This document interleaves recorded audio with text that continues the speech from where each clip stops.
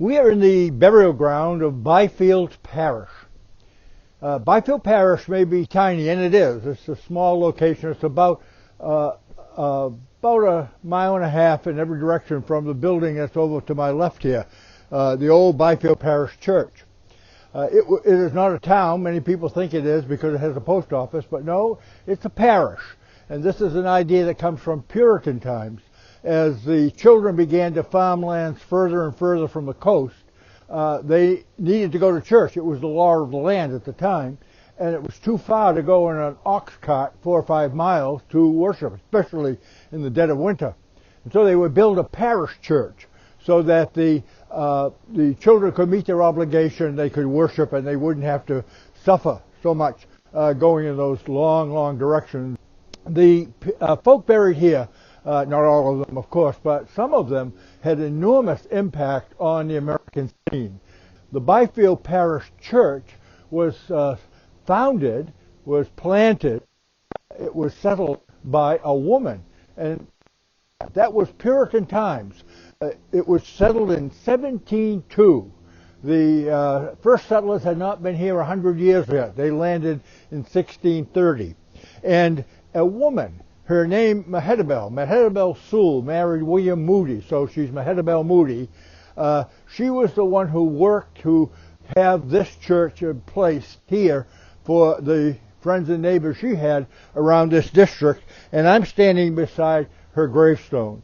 And if we could read it today, if it hadn't been fouled in so many ways by the weather conditions, you would read that this is Mehetabel. She is the consort of William Moody. She died the very year she established the church. Church was established in 1702, and in August of 72, she died. And she's the first that was buried in this place.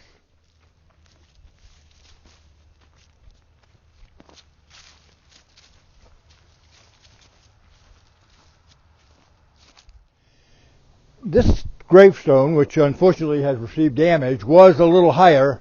Part of it's on the ground there. It was given to the parish by the parish. In other words, the people contributed for the gravestone. It was the daughter, the 13-year-old daughter of Henry Durant, who died of smallpox back in the early 1840s. Her death was crushing on the life of the pastor. Henry Durant was a finished scholar. He had come here from Yale.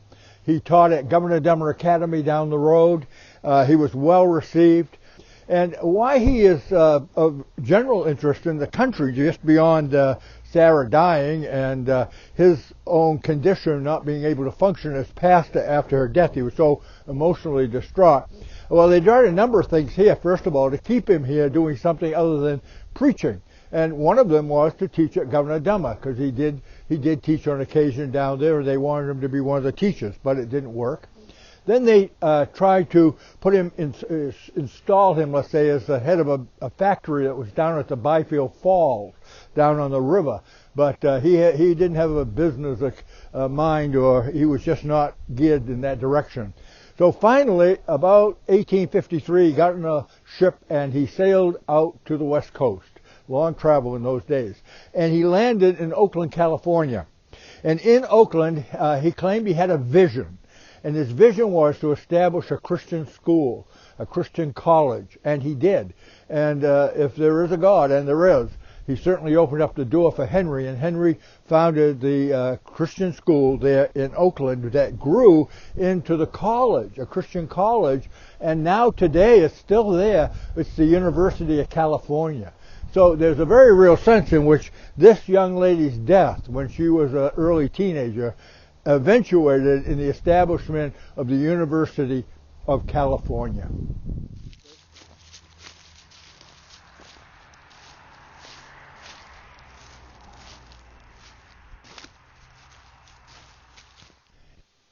One of the early families here in Byfield was the Longfellow family. Henry Wadsworth Longfellow visited Byfield quite often because his cousin still had the Longfellow farm, which is about 1.25 miles from where we stand today. But this is the Longfellow family. And probably the most visible, or at least the most famous Longfellow, is the one that Henry Wadsworth Longfellow chose to be the subject of his poem, The Village Blacksmith. The village blacksmith was the Byfield blacksmith back in the late 1600s, and the poem was about Henry's, again, ancestor.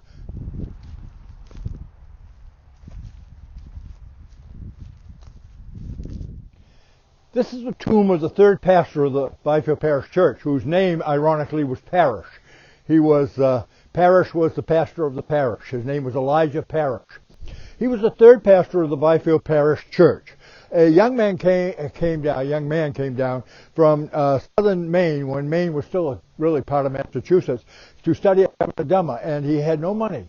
And Elijah Parish, who was considered the titular head of the academy, gave him room and board for 3 years, this young man, to study at Byfield and at the academy.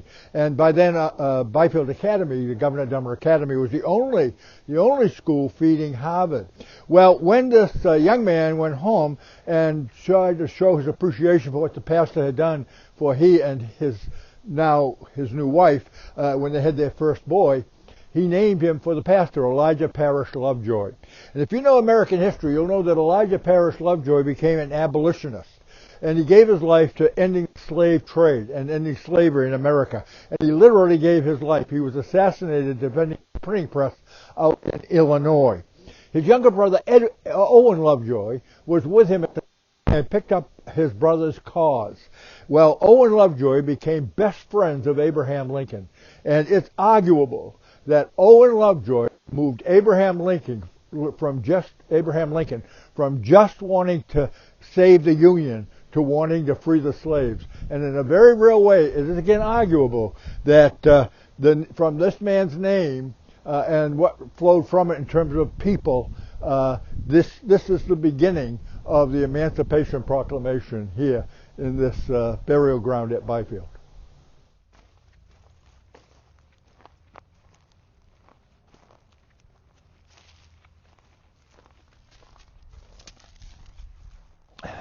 This is the tomb of the third pastor, his wife, and I'll mention one of the others in not his family, but in his household, who's also in this tomb, because she is of real interest on the American scene, especially today with all the issues we have about racism and sexism and the like. But anyway, this is the tomb of the third pastor. His name was Moses Parsons. His son is very famous in American history. A little obscure because he never signed anything, but he was the mover shaker. His name was Theophilus Parsons.